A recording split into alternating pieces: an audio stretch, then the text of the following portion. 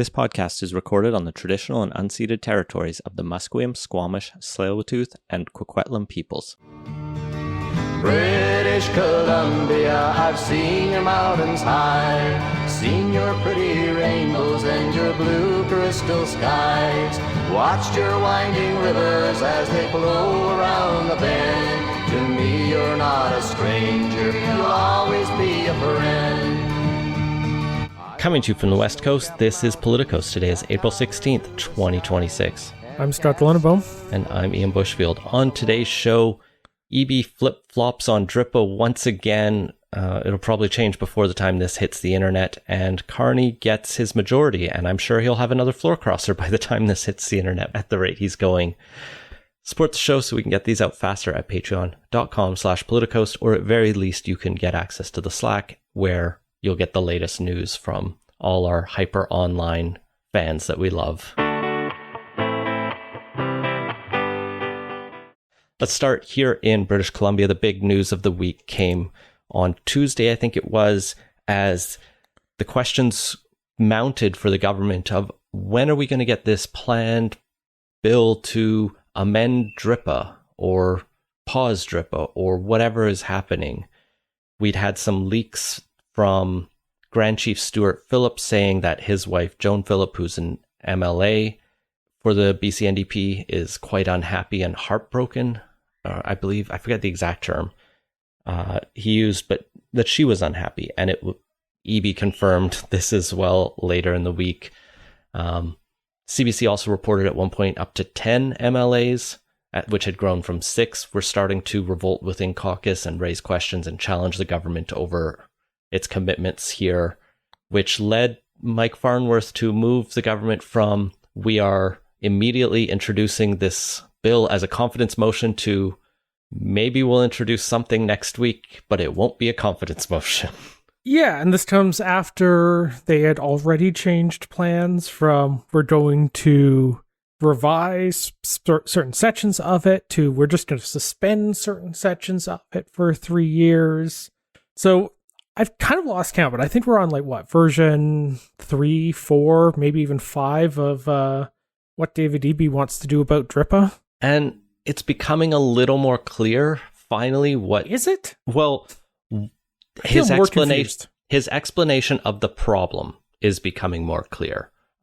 There's a piece that Vaughn Palmer has that I think is helpful for the insights from Eby's perspective, that the amendments to the Interpretation Act in 2021 that used the word our laws and regulations must be interpreted consistent with Section 35 of the Charter and DRIPA. That is what the Gitsala court decision really picked up on. And that is what Eby believes has thrown the whole civil service into chaos, as thousands of people now have to reinterpret their duties, in his view. Yeah, I believe that also featured in a couple spots on the Cowichan decision as well. Not that it was the determining thing on the overall direction that went, but definitely got a mention on that. So, yeah, that part in particular seems like it's one of the bits that is going to be changed. Interestingly, this is all the discussion to date has all been about the actual DRIPA Act itself and not changing the Interpretation Act. But the only real discussion I've seen of doing that legislatively is the 2 times Eleanor Sturko has introduced a private member's bill to take out that section of the Interpretation Act, which I believe she reintroduced the second time this past week on it. Yeah, I was just looking at what bills and private members' bills had come up, and hers is in there for that exact reason. It's unlikely to go anywhere like most private members' bills, but we'll talk about one that did in a minute or two. The position for Eby is obviously fraught if a big chunk of his caucus isn't on board or convinced with the need for legislative reform or change, particularly as they face growing pressure from First Nations and civil society nonprofits to leave it alone and just do the work required. I think what becomes clear, at very least, is you had DRIPA in 2019, you had No, sorry, you had DRIPA in 2017, and then you had the Interpretation Act in 2021. And since then, we haven't had the sufficient amount of work done to reassure that we are on the path to bringing all the bills into alignment as was promised. It's kind of a little bit here and there. Well, we can't say nothing has happened, but it's also a bit of like, what have they been doing? How does one even go about assigning that metric? Like, what is the baseline rate, though, for that? Because, we've talked about a few of the ones that have come through. There's, the Nets thing we're going to talk about. It's a treaty bill that is also coming in that is in itself somewhat controversial among the various nations in the area that it's being affected. Like, these are not small bits of work that need to be done, particularly because the process that DRIPA brought in was one that was very heavy on consultation and engagement with First Nations. So, that kind of makes it slow by design on that way. I'm not sure it would have been, better to cut that bit out, but that probably definitely wouldn't have been. But there are trade-offs, and the more consultations you do, the slower the actual legislative process goes on this. So, I mean, it's easy to look back and say, yes, more should have been done, but I don't actually know that should really be quantified. And certainly nobody set out benchmarks ahead of time by which one could judge success or failure on this. I mean, I don't remember in 2017 or 2021 someone saying, by April of 2026, we will have passed these number of bills or have amended these specific bits of legislation that are our top priorities on that. There were and are still DRIPA implementation annual reports and action plans. Specifically, I'm looking at from last June, so we'll get this year's in a couple months. A report looking at, April 2024 to March 2025 that says work is underway on 78 of 89 items of the action plan. And that's broader than just legislative reform, but includes things like co-governance structure for 17 First Nations and the federal government to conserve and protect marine wildlife habitats in the Great Bear Sea, partnerships between Indigenous knowledge holders and the province on cultural and prescribed fires, graduation requirements for Indigenous coursework, ensuring children have the best start by creating Métis-led childcare. So, there's specific things within government's purview that they are working on. And, government does a lot, and I think there is a lot that doesn't need touched, and most people don't have strong opinions on, including Indigenous people. Obviously, that's not universally true, but maybe the Post-Secondary Education Act or a specific bill around, the Marriage Act already does have some provisions for Treaty First Nations to perform weddings. So, some of it is less onerous than I think is implied.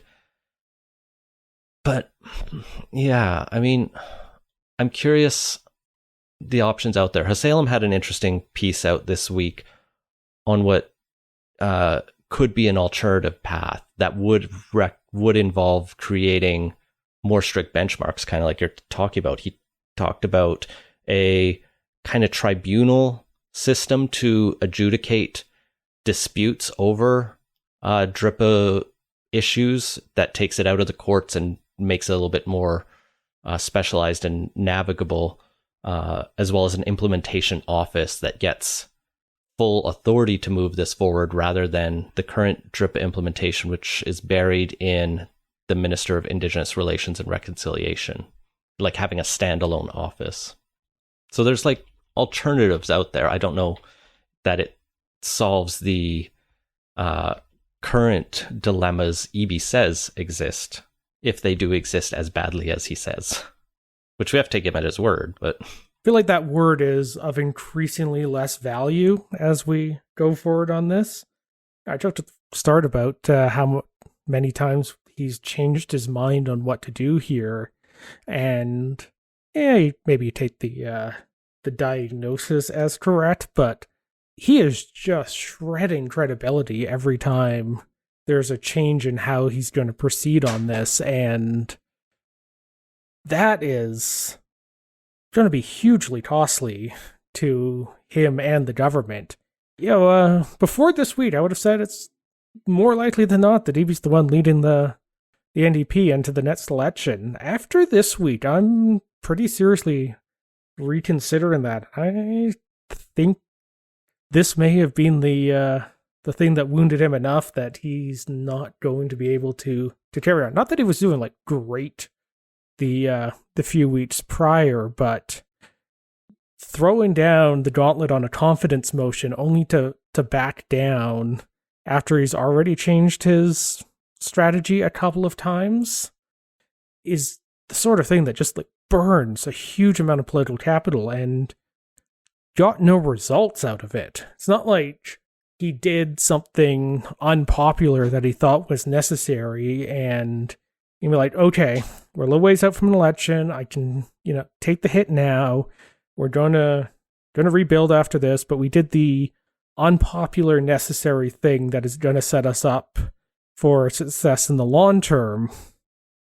He just took a stack of political capital and lit it on fire and still has the exact same problem he had a week ago. And if anything, everyone else who has, anywhere from concerns about how the NDP's approached this overall, reconciliation and DRIPA overall to, outright opposition to it is now also smelling blood in the water on this one. And the pressure, we've already seen the polling on DRIPA drop significantly in the last couple months, and this sort of thing is only going to compound on that. He's not winning the argument in his own caucus. He's not going to win over the Conservatives on the issue. He has a chance at pulling one or two independents. Maybe Amelia Boultby or Eleanor Sturko could be convinced to support something. But if you're not holding your caucus together on this as, all right, you don't like it, but I've convinced you it's necessary, which has definitely been a case on other bills. I'm sure there's people in that caucus who didn't like the changes on decriminalization or walkbacks on safe supply or forced addiction recovery. Site C, when that thing got approved, Site C, right? Was it the energy minister looked like someone had killed her puppy? So those can happen. John Horgan, though, knew how to win a room. It's unclear that David Eby has that talent or even necessarily knows what he wants here, which is kind of the persistent issue. He's not really pulled together a clear description of where we want to go with this, which makes it just a flag in the wind. And we'll get into these two bills that implement two treaties, but those are big, important bills that you can highlight as I am committed to working towards reconciliation and a future of nation-to-nation relationships and all of that. But that messaging is completely undermined by everything he's been doing on DRIPA for 6 months and flailing around on it. Well, I feel like we had a stronger sense of what he wanted to do before he switched from we're going to take certain sections out of it or clarify it so the courts don't interpret it in a way that we feel departs significantly from the legislative intent. Although, to recite that Von Palmer piece, it sure seems like there's some sloppy legislative drafting by then Attorney General David Eby on some of that. But at least that bit was clear. We're going to suspend it for a couple of years really clouded the issue or the direction Eby was trying to go with it in a way that I think was unhelpful, and that only made things worse. But he didn't get his caucus on board, but the issue isn't also going away. It's going to be a continued point of political controversy in the province going forward, and not getting some sort of fix in place for now means that there's a pretty good chance this issue is going to be one of the dominant ones in the next election. And that's not a position that is going to favor the NDP if they're fighting on this. His initial position was untenable, though, right? If he is simultaneously saying, I'm committed to reconciliation and advancing this nation-to-nation relationships as these treaty bills highlight, then you can't bring forward a bill that all Indigenous nations are calling out that say, we haven't been consulted, we don't feel we're being, we don't want this changed. It undermines your claim that you're committed to that. And so that didn't help him. Caucus, as I mentioned, wasn't convinced, so he couldn't practically bring forward the bill and fail. Like, if they failed the confidence vote, play it out, because his own members didn't show up or voted against it, those members aren't running for the BC NDP in that election, either because they don't want to morally, or because David Eby doesn't sign their papers because they betrayed him, right? Like, they shouldn't. Well, even and if if they do, they shouldn't be elected, because what the fuck is happening? You voted to bring down the government. Go back and do it again. And even if they did, it's going to be, that would just be a really tough election for the NDP to win. You defeat yourself in an election. you don't deserve to win. Yeah, and on an issue set that is right now is favoring the opposition. That's, horrible political malpractice to end up in that case. But the thing is, David Eby survived the week by changing tact on this one, but he better use that time he bought himself to come up with a much better plan than he has in the last few months, or this issue is going to eat him and his government. It might take a little longer, but if this doesn't get resolved in a way that addresses the concerns of Lower British Columbia, this is going to be a dominant issue that is just going to drag on the NDP until the next election and make it a tough fight to win re-election, which will already be a tough one because they'd be going for their fourth term at that point, and that's almost always an uphill battle. And unless you're Mark Carney. But the path forward is really tough right now, obviously, because if they bring forward a bill that part of the caucus doesn't support and it's not a confidence vote, are they hoping the Conservatives are kind enough to pass it for them, or that they can win over enough independents to offset anyone who sits out or votes against it? And that just creates story after story of controversial votes in the party that distract from anything they actually want to be doing, which, again, still TBD. It's not a good place he's put himself in, is what I'm saying. No, we may be at a point where just structurally there is too big a gap between where the caucus is willing to go and where the leader wants to go and where it will settle down the issue overall. And that may just be irreconcilable, and that means it's going to continue to linger even if they try and avoid talking about it. It's going to daunt them till the next election, and then it's going to hurt them badly. But that just leaves Eby in a tough spot, and probably time we move on. But I'm just going to put this out now that I think we're on the point where Eby's time as premier is pretty likely to be limited, and it's just going to be a question of how long can he hold out. Well, I mentioned two bills have come before the legislature this week, and those are the implementations of the Kitsalis First Nation Treaty and the implementation of the Comox First Nation Treaty. Both of these were heralded with representatives of those nations in the legislature as monumental occasions. Both of these treaties have been in negotiation since the 90s NDP, the 1993 hardcore NDP started the modern treaty process. And here, over 30 years later, they're finally at the point of the bill to formalize the treaty ratification process. It's not the treaty itself, but it's the province can start to do the treaties with them, as far as I understand it. there's still more to come, but it's a prominent step in the process. Now, both treaties are contested by neighboring First Nations.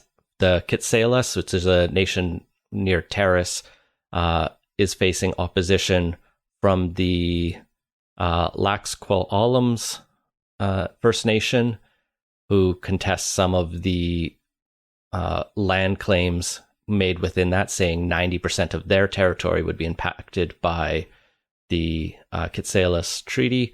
The Comox is being opposed by the Wewakam First Nation in the Campbell River area, which also says some of their land would be impacted by this treaty.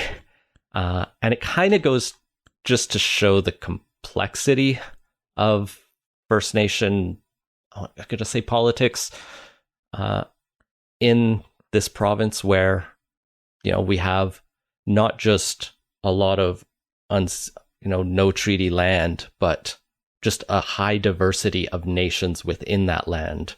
Yeah, it's actually kind of wild. If you've ever looked at like a map of the nations in Canada, you get like these large territories out east, and particularly in the prairies, and then you look at BC, and it is just like a mosaic of all the small little nations on there. And that's mostly just a function of geography, but it just, I think, highlights how complex and diverse BC is in this regard. Yeah, and a lot of these nations aren't huge. The Kitsalas is about 745 members, and they're being granted ownership of 382 square kilometers. The Comox, I think, is a similar size, if not slightly smaller, about 350 members, but they are getting 3,442 hectares of land, an additional amount that they can purchase over time. And the nations opposing them aren't too much bigger either, which makes it all quite complicated.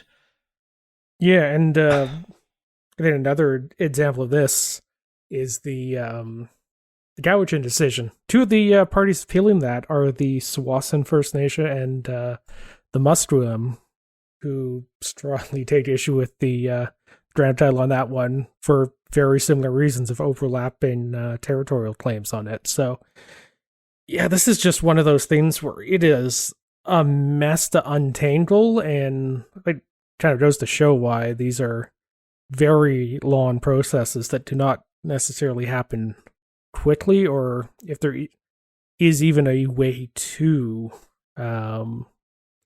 actually come up with this in a way that's going to not satisfy everyone, is at least acceptable to everyone, because there's calls from these nations to pause the treaty process so their concerns can be addressed on it. And wouldn't surprise me if this also ends up in big, long, complicated court battle just between the various overlapping claims on this. Yeah, I think the treaties are important to find ways to move forward. Obviously, I also think nations with legitimate claims need to be involved in those negotiations. One of the things, that gives me hope and optimism is you look at the city of Vancouver, and there's 3 prominent nations with overlapping claims there. But over time, the Musqueam, Squamish, and Tsleil-Waututh have really found a way to work together and with the city to, have a pretty positive relationship. Some of, the Sanok land is Squamish, but some of the development is done by the 3 Nations Development Corporation, and there's paths to make all of this work.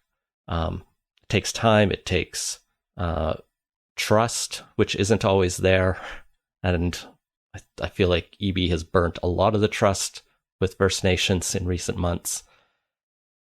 But ignoring it is also not beneficial to stability in the province, and trying to convince people and economic corporations that they should invest in BC if we don't have a path forward. And so hard work, but necessary work. And if we can get to points where these modern treaties come into play, I'm optimistic that it can move forward. Just because things are hard doesn't mean we shouldn't do them, obviously. Unless it's run for conservative leader when you're the guy everyone keeps forgetting is. That's too hard to do, and it was good that Warren Ham quit. Yeah, so I first heard about this news in the amazingly headlined by CTV. Number of candidates running for leader of BC Conservatives has shrunk to 5. So Warren Ham was like so low profile, he didn't even get his name in the headline of the story about him dropping out, which is just amazing. Makes me think of like also the passive voice tendency of headlines to say like, you know, a person was involved in a fatality.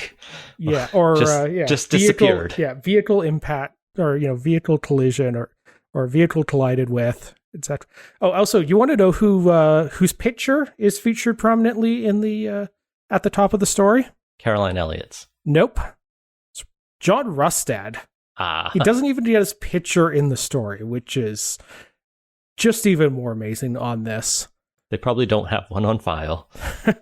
So yeah, Warren Ham, the perhaps the lowest profile candidate. But the first one in the race. Yeah, dropped out this week. He was a contractor from Roslyn, BC, and he's thrown his hat behind Yuri Fulmer.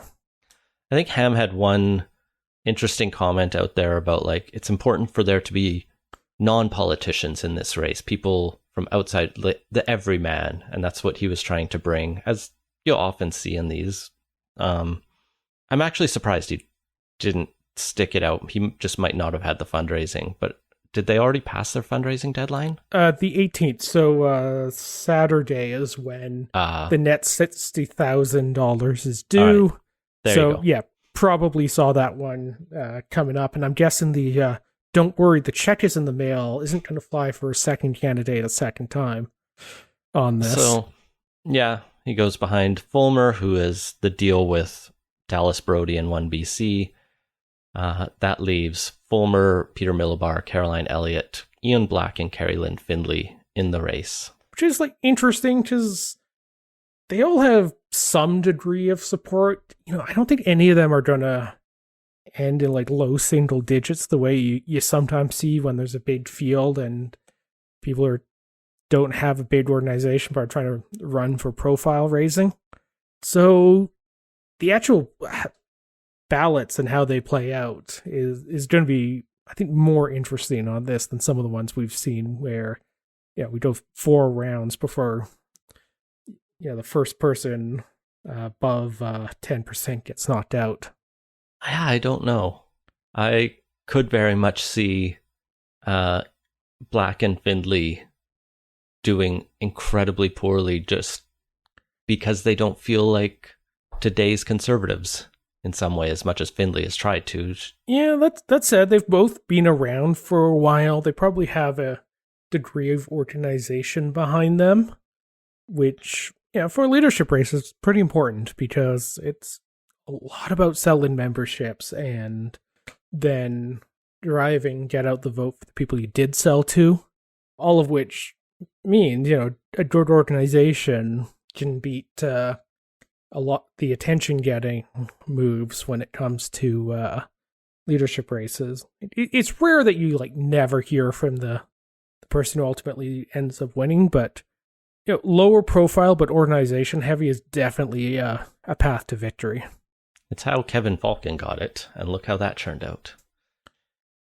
Well, another path to victory is through getting your private members' bills passed, and we have kind of the second or third modern example of that happening with Misty Van Popta's firefighter healthcare plan bill becoming law as it gained endorsement from the legislature. It's about as uncontroversial a bill as you can get. Do you want firefighters to have healthcare? Feels like should everyone have a puppy level of branding? But to be clear, they already had healthcare, but this expands to ensure they have early cancer detection, mental health screening, and there's additional data gathering for assessing exposure risks. Basically, let's tailor some additional healthcare focus on firefighters because they face very high healthcare risks with the job that they have that is absolutely critical for a society. So, yeah, it's good. It's good. Kind of like it's up there with Judy Tour's Perinatal and Postnatal Mental Health Care Act that also passed last year, which is like, hey, sometimes good things can be passed and everyone can come along. And it's actually a good thing. You know, it's a good sign of one of the reforms. I think it came from David Eby for the legislature, which is this draw system for private members' bills so they don't just all die. Like, private members' bills have been controversial and debatable this past year or so, but there is an aspect to it where they can actually start to move forward for the first time in history of this province. And they might be like boring things, but sometimes boring things help save like firefighters' lives in the mid to long term, and that's a good thing. So good for Misty Van Popta, who last time was in the news for like double dipping as still a counselor, right? Yeah, I think she was one of the ones who was doing that. But yeah, good bill. It's good to see it passed. Let's jump to the federal government. This past week, 3 by-elections happened. The results were unsurprising as the Liberals swept all 3. I think the only one that was kind of in play was Terrebonne in Quebec, where the Liberals still won by a few hundred votes. And so that made it an easier victory than on election night, where it came down to 1 vote, and then questions of irregularities ultimately led the Supreme Court of Canada to vacate the seat. A year later, or almost a year later, which was ridiculous on the time frame of that, but we did finally get a by-election with the original Liberal candidate and MP getting re-elected there, and the other 2 were fairly safe GTA seats. The one in Scarborough is probably the more contested of the 2, but even so was going to be not a hard lift for the Liberals, given the current support levels for them out there. Yeah, last I saw, there's like a 14-point gap in Scarborough nationally. Oh yeah, nationally. But like Scarborough is outer towards the outer edge of the GTA, or it's City of Toronto, but like sure, I think, but like outskirts of. This is where the like BC political podcasts. GTA geography knowledge gap is kind of shown, but like in the area that you would expect to be like more outer ring suburbs where it gets more competitive with the Conservatives. Scarborough was the least competitive of the 3. Dolly Begum, who crossed from the Ontario NDP to run for the Liberals there, got 20,000 votes and 69.6% of the vote. The Conservative runner-up had 5,000 votes with 18.8%, and the NDP got 1,700 votes and 5.9%. The University Rosedale riding with Dr. Danielle Martin for the Liberals won 19,961 votes, so just a few less, which came out to 64.4%. The NDP came in second place there, which is kind of their only like sliver of a good news of the night, but that second place was with 5,800 votes and 18.9%, and the Conservatives got 3,800 votes and 12%. Terrebonne, like I mentioned, was 22,445 for the Liberals to 21,777 for the Bloc, or 48.3 to 46.9. The Conservatives came up with a whopping 1,500 votes and 3.3%, and the NDP got 248 votes and 0.5%. Oof. They just didn't contest it. That was also the longest ballot ran there, so you have a whole whack of people who got between 0 and 7 votes. Not a good night for the Green Party, obviously, as well. I did look it up. Scarborough Southwest has been very consistently Liberal. I was a little mistaken on that. But, that gives Carney the edge of a majority. It's not the kind of comfortable one where ministers can globetrot, or you don't have to worry about some MPs being sick. You do need them all to call in for almost every vote. And at this point, he hasn't prorogued Parliament, so he does not have a majority on the committees. But overall, it does give the Liberals some breathing room. It actually gives all the parties some breathing room, because all kind of need it for different reasons. Because only the Liberals seem to know what they want to do right now. Yeah, I did see something about how there's a Globe op-ed about how Pierre Poilievre should be happy that he's got some space and that the Liberals now have majority, which I pretty strongly disagree with on that. It's not great for him, but it might give the party overall some time to figure out what it wants. But for Pierre Poilievre, this is definitely like a black eye on it.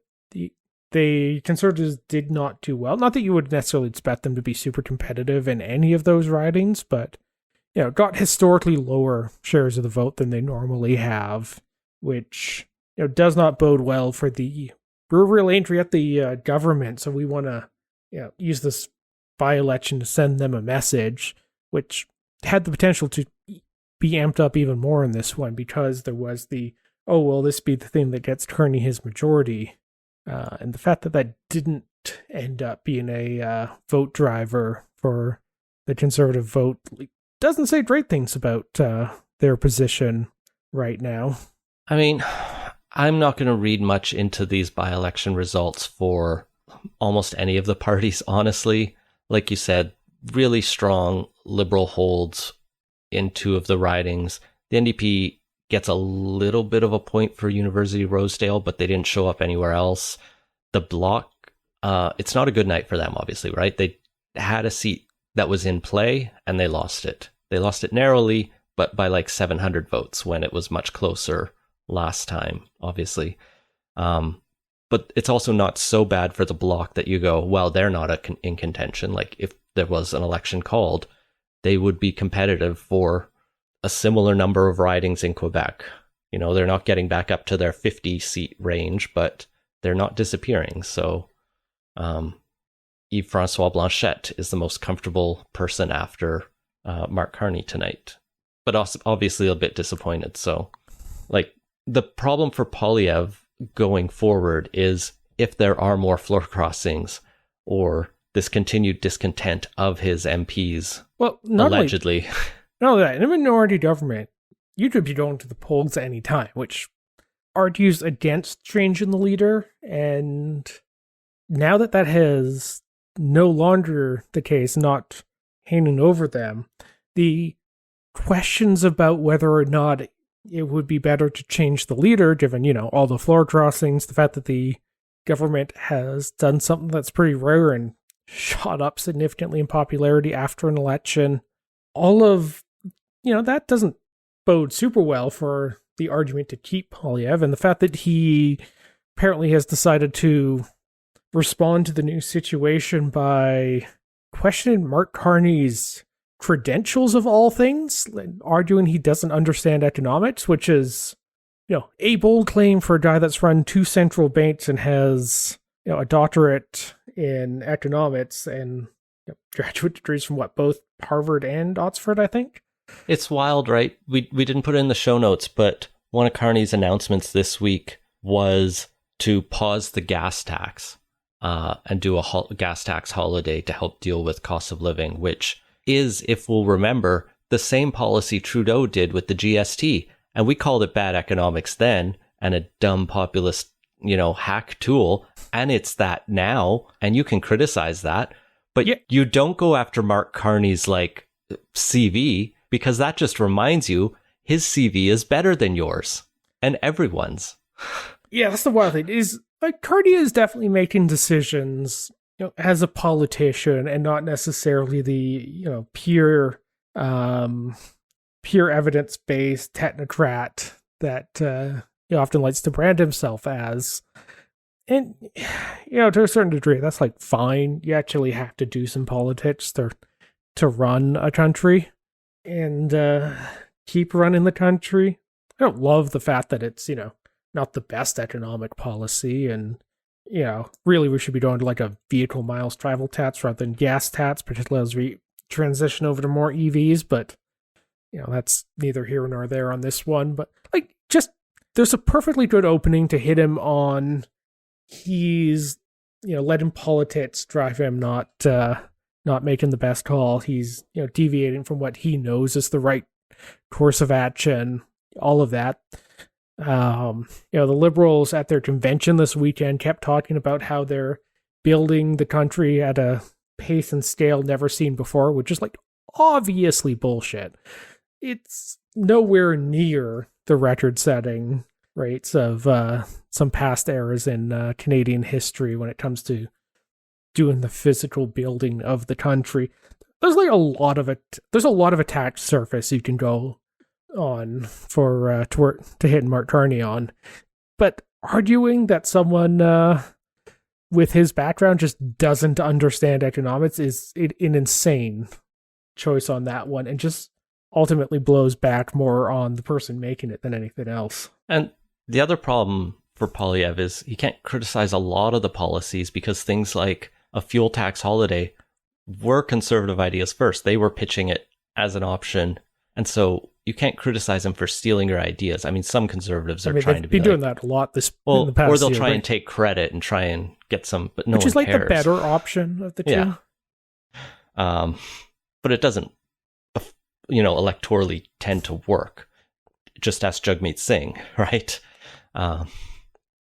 So they're not in a good position. CBC is reporting that some conservative MPs are starting to whisper about the Reform Act being invoked to depose Poilievre, but those conversations are in a very preliminary spot, and even those people thinking about it aren't confident that it would work because Poilievre does have pretty strong support among a big chunk of caucus and the base, as was just proved this past year at their convention where, he was 86%, 87%, pretty resounding support from the membership. So yeah, you can depose him, but who do you put in the place?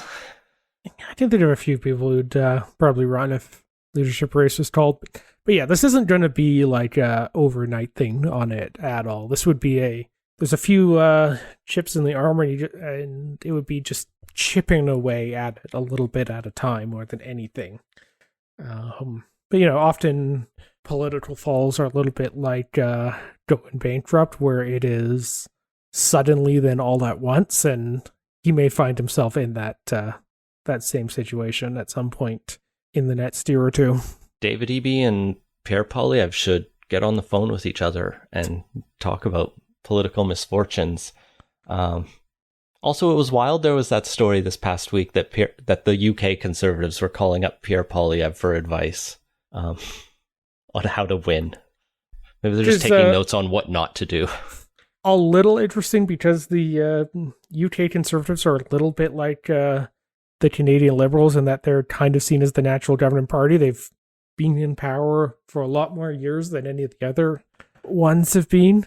That said, I mean, they're in such a state now where, the fact that Pierre Poilievre only lost the election by a little bit is probably, something optimistic for them. If they could only hit that level, they would be doing a lot better than they are now. Yeah, the UK is somewhere around a four-way race with maybe a three-way race between Labour, Reform, and Greens, with the Conservatives a little bit back. No one's really above 25 or 30% right now in that country, which is fascinating. Can't wait for their next election. We may be at a point in British politics where the party system is going through a seismic shift on this one, and it's going to bear no resemblance to how it has in the past, but that, like I said, remains to be seen after the next election, but it's going to be a wild one.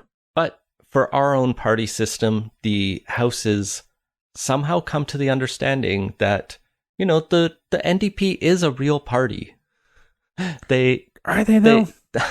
Well, according to Liberal House Leader Steve McKinnon, they are. And according to the Board of Internal Economy that approved giving the NDP back its caucus funding this past week, which means $600,000. And did so unanimously, which is the thing that surprised me more than anything else. I can see arguments for some of the parties wanting the NDP to have a bit more of a voice as another wedge against the Liberals, or maybe to, I don't understand why the Bloc is on board, because the Bloc was pretty mad. That's the one that confuses me the most. Conservatives actually make the most sense in this one, because the NDP eating into the Liberal support base generally benefits the Conservatives electorally. The Conservatives disagree with a lot of the NDP, and there's part of the id of the Conservatives would like to see the NDP fail, but like strategically, it made sense for them to be eating at the Liberals' flank on that. The Liberals, I don't know, most I can see it, they're trying to be magnanimous, even though they have a majority government and don't actually have to be. But yeah, the Bloc is the one that doesn't make a lot of sense there, because that just takes the scarce opposition time and resources away from them. Yeah, because there's no new money here. They're just dividing it up differently. Yeah, dividing it up differently. Don't think this is going to change like committee assignments or question period. It doesn't yet, but McKinnon was asked about that, and he said those changes are not too far away, because I think when they eventually do get around to proroguing so that the Liberals can give themselves majority on all the committees, as they've earned, I guess, they might give the NDP. I don't think they'll get a position on every committee. I think I calculated it out. If they get like one position on every other committee, there's also only 6 of them. And so I think there's like 20 committees, and that's all those MPs could do if they had to sit one on each. So that wouldn't also be fair. But yeah, it's interesting, right? It's a weird change. Yeah, but if it does go that way, that's particularly the Bloc's loss on that one, because there's only so many questions that get asked during question period. I almost said answered during question period, and they never get answered, really. But there's only so many questions that are going to get asked, and if the Bloc has to share question slots with the NDP, that's only their loss on that, which makes it an interesting choice for them to back this one. Maybe Don Davies or Avi Lewis is just like a really good friend or really charismatic, and was able to just like actually win the argument. Maybe. I'm also like a little surprised. I said the Liberals might be being magnanimous on this one. I'm a little surprised they weren't just a little more mercenary on this one and just try and drive the NDP down as much as they can, because one of their big things, they always try and steal's not quite the right word, grab votes that would otherwise be going to the NDP and bring them into the Liberal camp every election. But the worse the NDP does as a party, it's only really to the Liberals' gain. So it's a little interesting that they're not taking this opportunity to kind of drive the knife in just a little bit more. Maybe they think the more people hear from Avi Lewis's NDP, the less they'll like them. I mean, that's a very real possibility.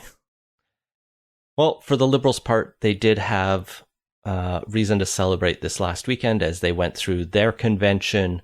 Mark Carney, gives his convention speech. They have their various motions that go through. I don't think either of us followed it that closely, but I did see one part of his speech that got clipped out is this talk about AI and artificial intelligence that he really leaned into, saying our goal is AI for all.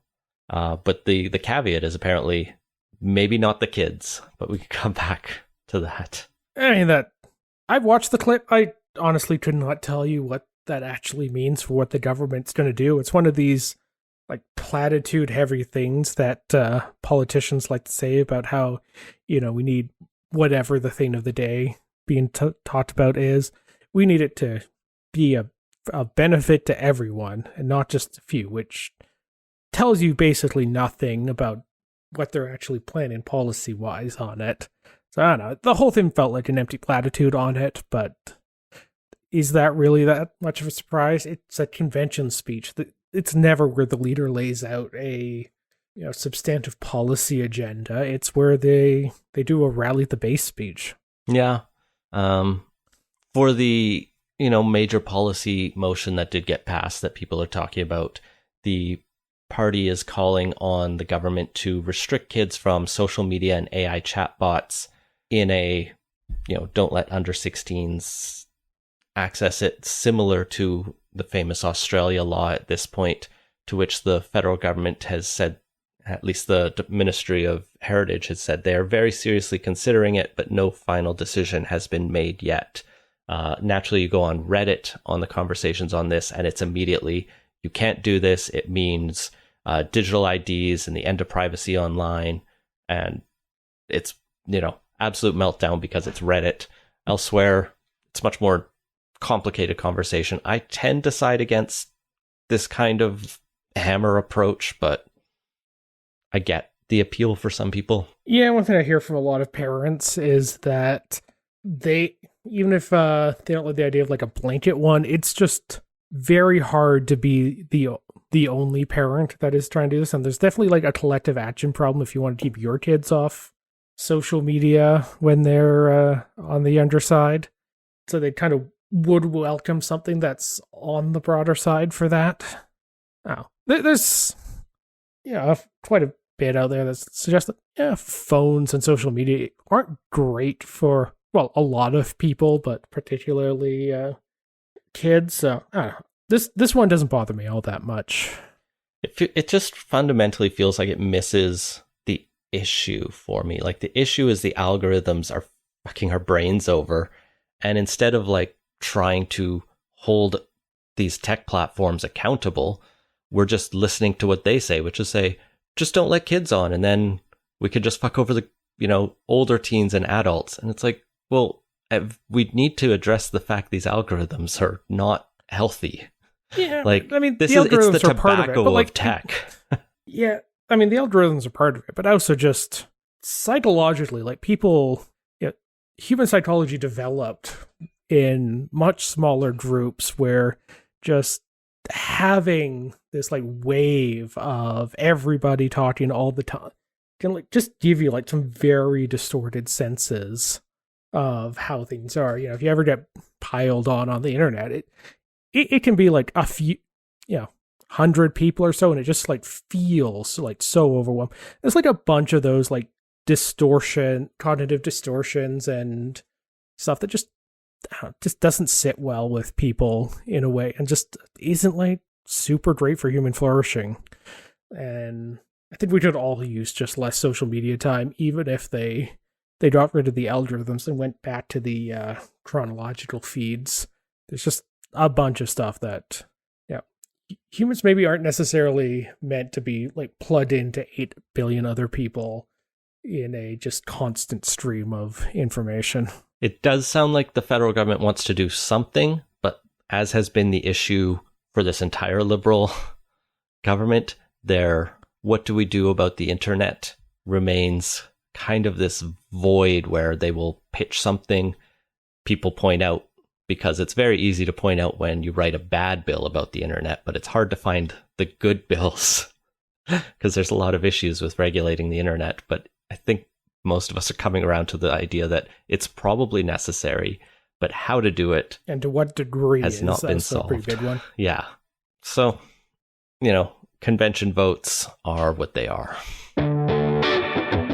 And that has been Politicoast. Find links to everything we talked about at politicoast.ca. Support the show and get access to our exclusive Slack channel at patreon.com/politicoast. Our intro music is Beautiful British Columbia by Serge Plotnikov. Politicoast is a production of Leg and Boot Media. Audio editing provided by Jesse Woodward at listener-supported CHLY 101.7 FM in Nanaimo. Learn more at chly.ca.